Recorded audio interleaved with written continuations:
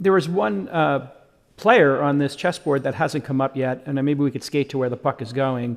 You know, when you talk about the South China Sea, okay, sure, South Korea, Japan, Australia, all of those major players there, they're just a couple of 100 million people. But then China is in population decline.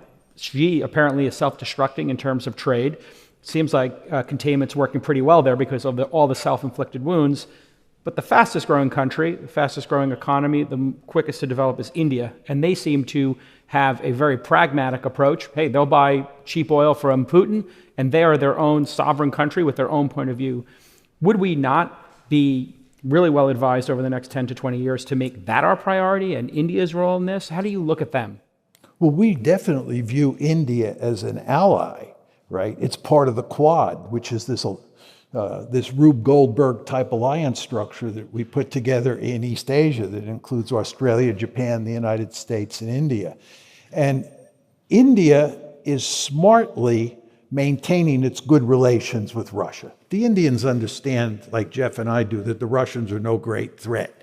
But from India's point of view, the real threat is China. Right. Right. And there are two places where India cares about China.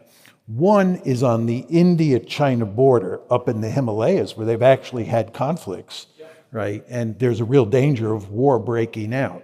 The second place, which is maybe even more dangerous, not at the moment, but will be over time, is the Indian Ocean, because the Chinese are imitating the United States. They not only want to be a regional hegemon, they want to develop power projection capability. So the Chinese are building a blue water navy that can come out of East Asia, through the Straits of Malacca, through the Indian Ocean to the Persian Gulf.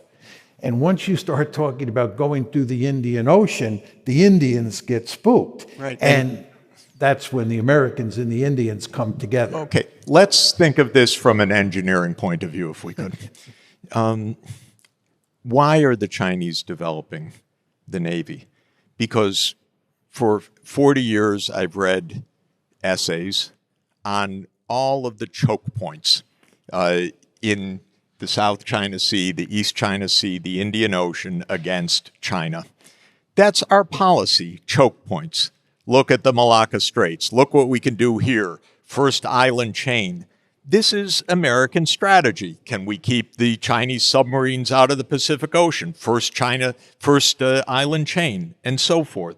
So, of course, they react. They're rich. They're going to build a navy so that they can get their oil on which their economy runs. Can we be a little bit sensible with them and decide how we're not going to have choke points, and then we don't have to have a nuclear war, which is really going to ruin our day? That's the point. We can think a little bit. We can understand it from their perspective. We can understand it from our perspective. Deconfliction. By the way, I don't believe India is an ally.